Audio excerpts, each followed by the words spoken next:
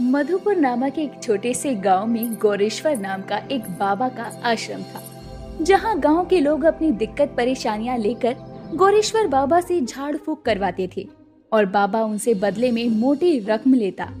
इस तरह से ही बाबा सभी गांव वालों को अंधविश्वास में रखता और गांव वाले भी उस पर बहुत विश्वास करते। लेकिन वो बाबा पाखंडी था, इस बात से सभी बेखबर थे। बात एक रोज की है, जब एक दंपत्ति बाबा के पास अपनी परेशानी लेकर आते हैं। बाबा, हमारी मदद कीजिए, हमारी शादी को 5 साल हो चुके हैं, लेकिन अब तक हमें संतान सुख की प्राप्ति नहीं हुई।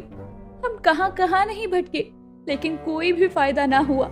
आप ही हमारी आखिरी उम्मीद है बाबा, कोई उपाय बताइए बाबा। दुखी ना हो पुत्री, तुम्हारी समस्या का समाधान जरूर होगा, लेकिन उसके लिए तुम्हें मेरी कही बात को मानना होगा। हाँ बाबा, इसलिए तो हम आपके पास आए हैं। आप जो कहेंगे हम करेंगे। बस हमारे घर में बच्चों की किलकारियां गूंजे, हमें और कुछ नहीं चाहिए। बाबा आप बताइए कि हमें क्या करना होगा। तुम लोगों को एक बकरी की बलि देनी होगी और भगवान को प्रसन्न करना होगा, तभी तुम्हारे घर में बच्चों की किलकारियां गूंजेंगी। बाबा गौरेश्वर की बात सुनकर दोनों पति पत्नी हैरान हो जाते हैं और गोपाल एकदम से बोल पड़ता है। बाबा आप ये क्या कह रहे हैं? जानवर की बलि, किसी मासूम जानवर को मारना तो पाप होता है ना। हम एक बच्चे के लिए बकरी की बलि भला कैसे दे सकते हैं? मूर्ख इंसान, अब तू हमें सिखाएगा कि क्या पाप होता है और क्या पुण्य। तुझे नहीं पता, जानवर की बलि देकर भगवान को खुश किया जाता है और तभी मनोकामना की पूर्ति होती है। लेकिन बाबा, जानवर की बलि देना क्या जरूरी है? कोई और उपाय नहीं कर सकते? अगर तुम दोनों को मेरी बात माननी ही नहीं थी तो अपनी परेशानी को मेरे पास क्यों लेकर आए? चले जाओ यहाँ से, अगर तुमने मेरी बात माननी ही नहीं है। बाबा गौरेश्वर को इतने गुस्से में देखकर दोनों पति पत्नी बहुत डर जाते हैं और कहीं बाबा गौरेश्वर उन्हें श्राप ना दे दे। इस तरह से ही दोनों जानवर की बलि देने के लिए अब हामी भर देते हैं। नहीं बाबा, आप गुस्सा मत होइए, आप जो कहेंगे हम करेंगे। हमें तो बस बच्चे की इच्छा है, वो पूरी हो जाए, हमें और कुछ नहीं चाहिए। हम दे देंगे जानवर की बलि। ठीक है, मैं बकरी का इंतजाम करके बलि की तैयारी करता हूँ। जब बलि देनी होगी तो तुम लोग आश्रम में आ जाना। जी बाबा जी। बाबा गौरेश्वर कहीं श्राप ना दे दे, इस डर से कमला और गोपाल दोनों ही उसकी बात मान जाते हैं। कुछ देर में वहाँ से निकल जाते हैं तो वहीं बाबा गौरेश्वर अपने एक चेले को बुला कर कहते हैं, बोला, तुम्हें एक काम सौंप कर जा रहा हूँ, तुम्हें वह पूरा करना होगा।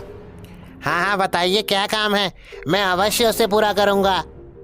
तुम्हें गांव में से बलि के लिए एक बकरी ढूंढ कर लानी होगी। गौरेश्वर की बात सुनकर भोला चौंक जाता है और बाबा को घूर घूर कर देखने लगता है। तुम मुझे इस तरह क्यों घूर रहे हो?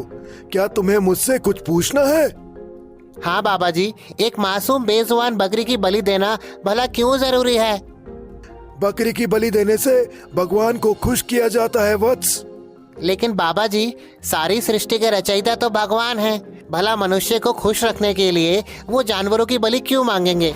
ये बात तो बिल्कुल भी सही नहीं लगती बाबा जी। अपने ही चेले को अपनी बातों का विरोध करते देखकर गौरेश्वर का गुस्सा अब और भी बेकाबू होने लगता है और वो भोला पर चिल्लाते हुए कहता है, मंद बुद्धि, अपनी जुबान को लगाम दे, वरना अच्छा नहीं होगा। अपने गुरु की बातों को टालना ठीक नहीं।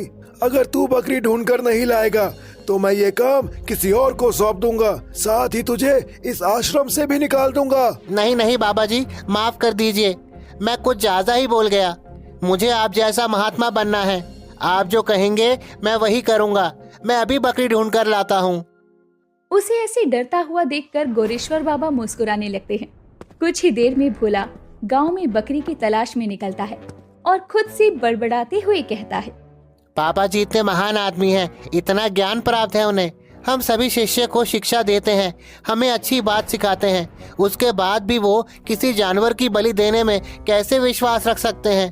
खैर, मुझे उनके जैसा महान बनना है तो उनकी बात तो माननी ही पड़ेगी।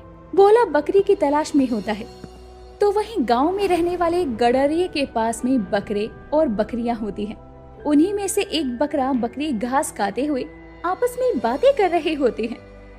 अरे ये हरी घास कितनी स्वादिष्ट है। अरे तुम तो कुछ खा ही नहीं रहे। मैं आज तुम्हारा पेट खराब है क्या? जी नहीं, मेरा कोई पेट खराब नहीं है, वो तो मेरा मन नहीं है इसीलिए। मैं अरे खा लो, मेरी तरह मोटे ताजे रहोगे तो सब तुम्हें प्यार करेंगे। मैं तभी बकरी की नजर सामने से आते हुए भोला पर पड़ती है। अरे ये तो बाबा के आश्रम से आया हुआ कोई चेला लगता है, पर ये यहाँ क्यों आया है? ये मुझे लेने आए होंगे क्योंकि मैं सारी बकरियों में मोटी ताजी और सबसे ज्यादा दूध देने वाली हूँ। इधर इनकी बातें चल रही होती हैं तो उधर भोला गडरिये को कहता है, जी मैं बाबा गोरेश्वर के आश्रम से आया हूँ, मुझे एक मोटी और तगड़ी बकरी चाहिए। आहो भाग्य हमारे जो हम बाबा गोरेश्वर के किसी काम आ सके। आप ऐसा कीजिए, ये वाली बकरी ले जाइए, मेरी सारी बकरियों में यही सबसे ज्यादा मोटी और ताजी है। हाँ, और ये तो बहुत प्यारी भी दिख रही है, बाबा जी इसे देखेंगे तो खुश हो जाएंगे। बिल्कुल, वह बहुत खुश हो जाएंगे क्योंकि यह बकरी सबसे ज्यादा दूध देती है। हमें यह बकरी दूध के लिए नहीं बल्कि बलि के लिए चाहिए। कल हम इस बकरी की बलि दे देंगे। ये बात सुनकर बकरी बहुत मायूस हो जाती है। तुम सही कह रहे हो, मेरे घमंड के कारण शायद मेरे साथ ऐसा हो रहा है। तुम ऐसे कह रही हो तो मुझे तुम्हारे लिए बुरा लग रहा है। ऐसा करो, तुम कहीं जाकर छुप जाओ। उससे कोई फायदा नहीं होगा, मुझे ये यहाँ से लेकर ही जाएंगे। तभी गडरिया बकरी को भोला के हवाले कर देता है और भोला बकरी के सर पर बड़े प्यार से हाथ फेरता है।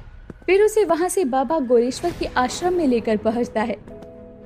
इस बकरी को अभी आश्रम में बांध दो, कल सुबह इसे स्नान कराकर बलि के लिए ले जाना है। जी बाबा जी। भोला बाबा गोरेश्वर के कहे अनुसार बकरी को बांध देता है। कल बकरी की मौत हो जाएगी, ये सोचकर उसे सारी रात नींद नहीं आती।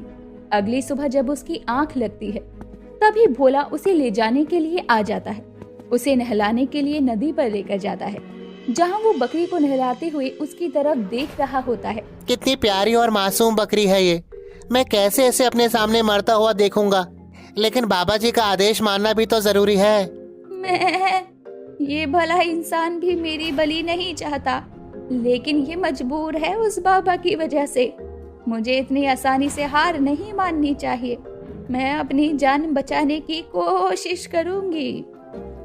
भोला बकरी को नहलाकर बाबा के पास ले जा रहा होता है। तभी बकरी जोर जोर से हंसने लगती है। अरे तुम हंस क्यों रही हो? क्योंकि मैं मरने वाली हूँ। चलो चलो जल्दी चलो। तुम मरने वाली हो, तुम्हें इस बात का कोई दुख नहीं, भला तुम कैसे हंस सकती हो?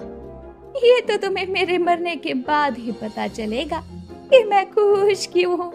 कुछ ही देर में वो बाबा गोरेश्वर के पास पहुँचता है तो भोला को हैरान देखकर अब गोरेश्वर कहता है, भोला क्या बात है, कुछ हुआ है क्या? बाबा जी, ये बकरी हंस रही थी और बहुत खुश भी थी कि इसकी बलि दी जाने वाली है।